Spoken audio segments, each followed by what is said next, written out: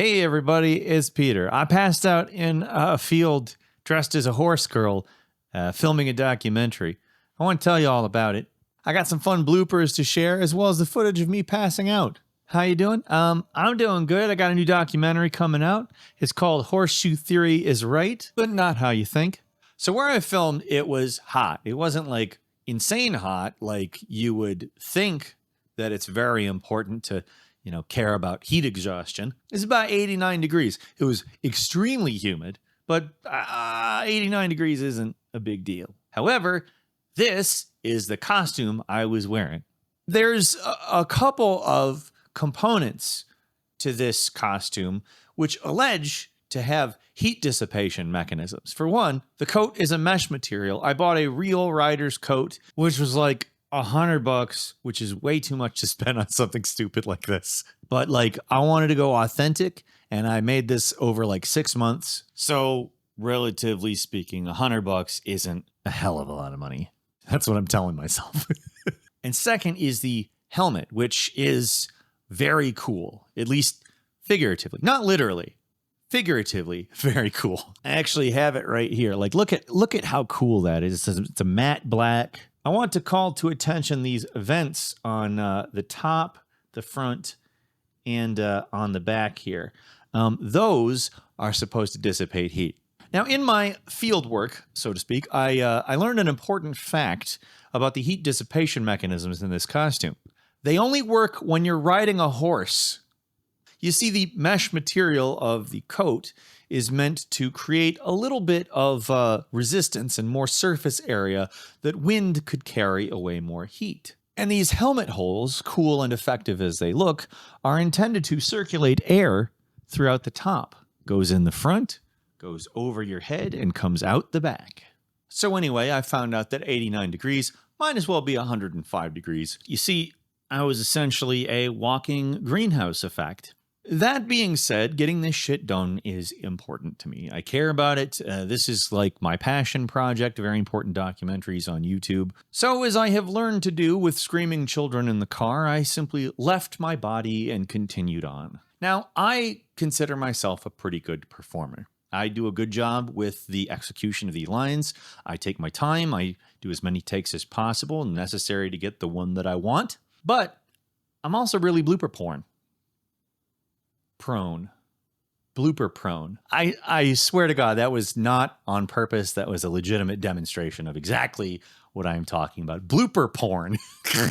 So with that in mind, we'll get to the fainting part soon, but I want to share some fun bloopers with you, because why wouldn't I want to do that? So first off, I drove there in the jacket and the pants. I did not put the gloves on to drive, nor did I wear the helmet, because I think that would look completely insane, and I can at least kind of look like a normal person driving in traffic wearing, a navy coat and a tie.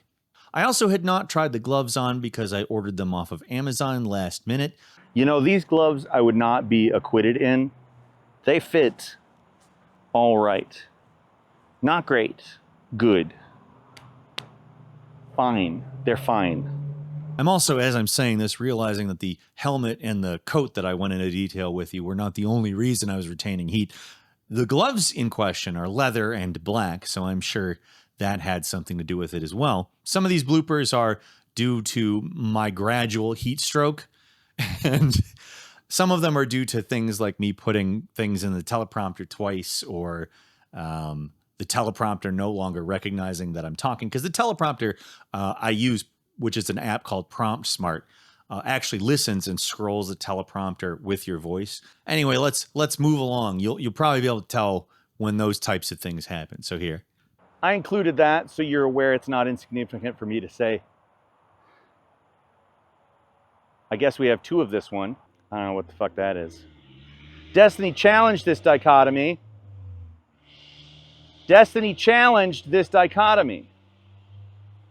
Anyways, when you start drilling this down, there's only one place for it to ever actually go, right? So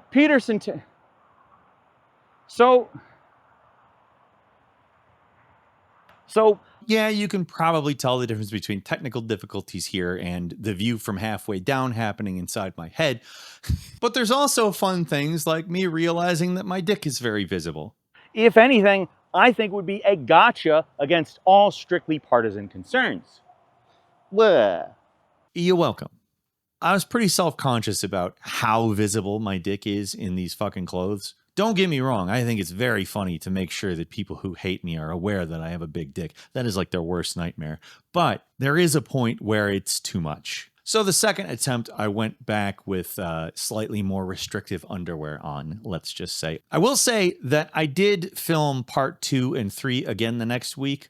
Part 1, which I had apparently gotten through before I started experiencing Alzheimer's symptoms due to the heat. But obviously today, well, shit, I don't remember what I was fucking doing. Another thing that made me go out and film a second time was, for whatever reason, the first time I went out, it was a day that was literally just nonstop emergencies, like fire trucks and ambulances and anything else you can think of. It was all out and about. And then also, for some reason, there were a ton of like motorcycles and old cars that people really seemed to want others to know were loud. So, I had a better idea. One so good it made my hair part down. Siren.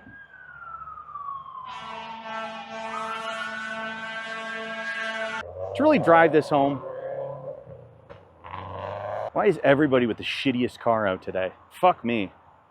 Boy, I sure picked an emergency-prone evening to do this. Fire truck. I am tired. I want to go home.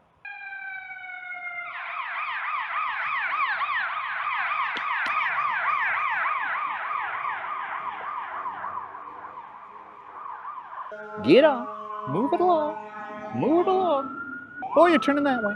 All right. Yeah. Christ. And then there were times that like I was kind of pushing it with hand motions and stuff like that because I got a new camera for this documentary in particular. It's a DJI Osmo Pocket 3. It's phenomenal. And this camera is very cool because it can track like I'm moving around and it's tracking me. Hi, look at that. Look at that. And I couldn't be happier with it. Like the documentary starts off with a shot where I look like I'm walking out of the woods and it just looks fantastic.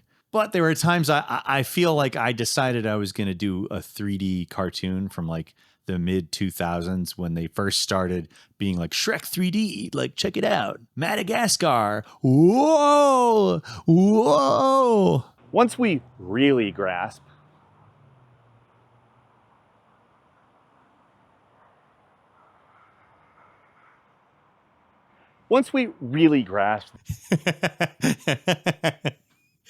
that shit's funny. But materially speaking, and then I remembered I can high kick pretty good because I'm a pretty flexible person, so I worked that into the script. flexible.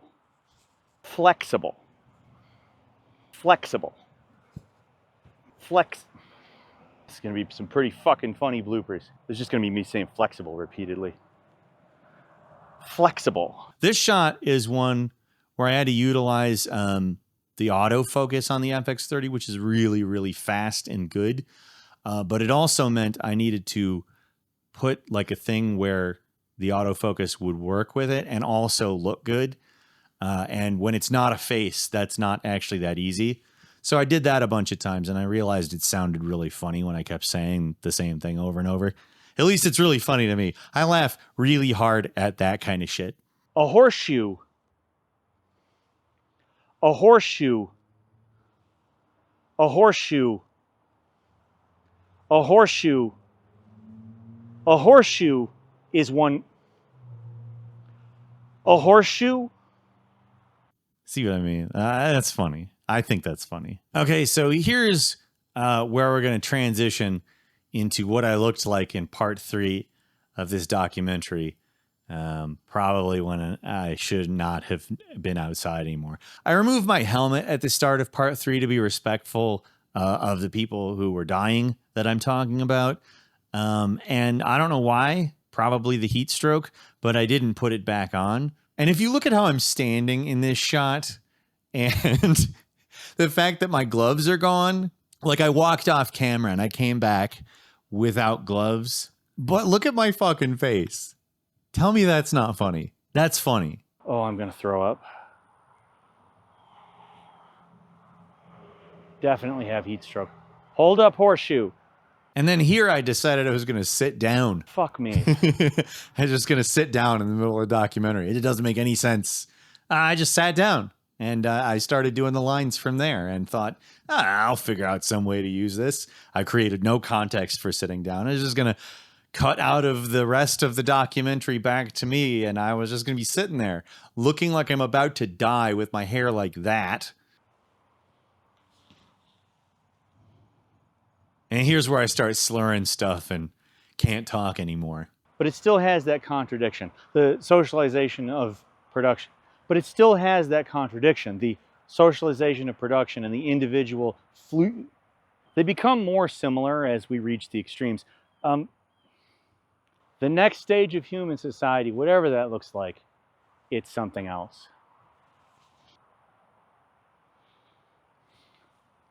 Oh my fucking God, I am going to die. Communism has failures and atrocity, and so does capitalism.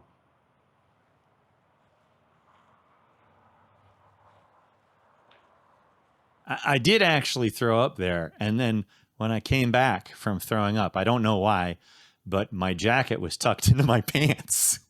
Again, with the dick, though, you're welcome. Both sides could burn everything to the ground. I'm genuinely going to pass out. And here's the moment you've been waiting for. When the magic happens, I will warn you preemptively, it's not really that impressive. Actually passing out it's lame.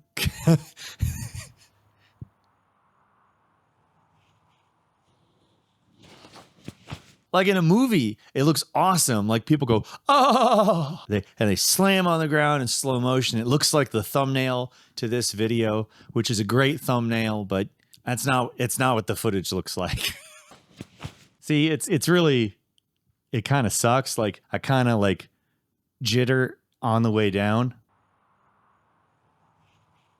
I can't really easily do it without looking like I'm trying to suck a dick, but there wasn't any in the field either. Except this beauty, obviously. But yeah, this is what I looked like on the ground. I was out for about 3 minutes, which I asked ChatGPT about it, and it told me that 3 minutes is actually bad. Passing out or fainting for about 3 minutes can be more concerning than shorter episodes, primarily because it suggests a more significant underlying issue. Typically, fainting is brief and lasts only a few seconds to a minute. When someone is unconscious for longer periods, like 3 minutes, it could indicate a more severe condition such as cardiovascular problems, neurological conditions, low blood pressure, or dehydration. Dehydration, probably part of it. I was, as you could tell, completely covered in sweat and lack of oxygen. While a 3-minute loss of consciousness is not necessarily life-threatening on its own, it is critical to seek medical attention to determine the cause. I didn't need to do that. I know what the cause is. I was an idiot and didn't think about heat going out in a very hot costume, both literally and figuratively, and soaking up heat for nearly 3 hours. I also went to Walmart after this, and I was walking like I had some kind of a disability, and there was somebody at the self-checkout that was like, I'm so sorry for your wait. Maybe she could tell I had been out in the sun a little too long. But honestly, it was on and off the sun. Sometimes it was even overcast. It was just very, very humid and 89 degrees. And I was wearing clothing that was appropriate for, I don't know, maybe high 60s, low 70s. And then I get back up, okay? I get back up.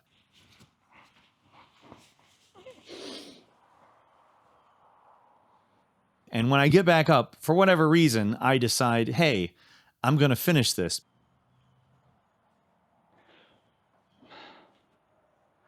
Both sides will burn everything to the ground.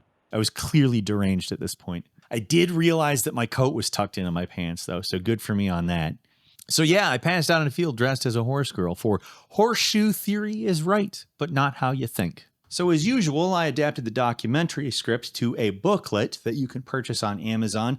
Just search Horseshoe Theory. It seems to be the first result, which is awesome. If you can buy it when searching Horseshoe Theory, that's going to associate it more with that term, and it might recommend it to people, and I would really like that. So if you want to support me, this is a good way. A couple more pieces of information to share with you. I've got a trailer up on the Very Important Documentaries channel for the premiere of this documentary, which is happening on October 6th at 4 p.m. Eastern Standard Time.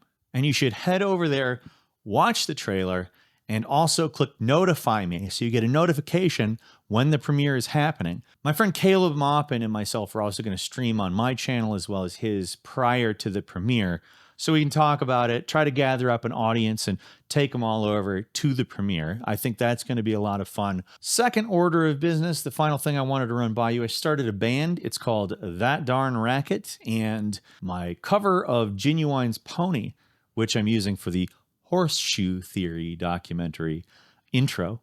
I made a full video for it, and I started a new channel called That Darn Racket. Original, I know, the name of the band. And the video is there. Now, I wanted it to be funny, and given the song itself, Genuine's Pony, if you've ever heard it, is one of the horniest songs ever recorded. I thought that it would be funny to make a video that is also very horny. So in addition to being very horny, it's also very AI-centric. I think that it's a bit unique in that I didn't just generate this whole video. I also used a large amount of different AI models in order to get the results that I wanted, including this new Chinese one called Minimax, or possibly Haluo. I don't know how to say it. But not only will that make BreadTube and ostensible leftists against technological progress very mad, it's also something that I'm really proud of because it's really good, but also at the same time proves my thesis that you can't really just replace an artist by prompting things and spitting them out.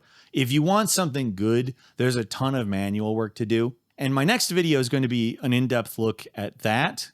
I don't know how that's going to work exactly, but I really think that a lot of the stuff that I came up with doing that video could be useful to other people, because I'll say this, you're not going to get the shots that I got if you're just prompting and hoping that it gives you something.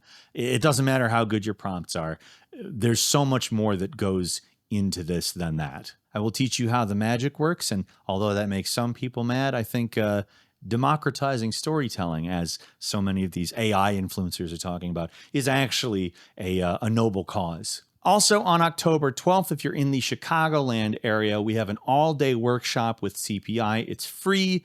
We're giving you free food. The catering is provided. We do ask for donations. There's a link for our GoFundMe for our overall conference fund for next July. That also does help pay for our little conferences and workshops like this. That's all I've got for you today, but what do you have for me? There's buttons down here. Lick them. Slurp all over them. Become a subscriber. And don't forget to money me at patreon.com/PeterCoffin. My documentaries are up here.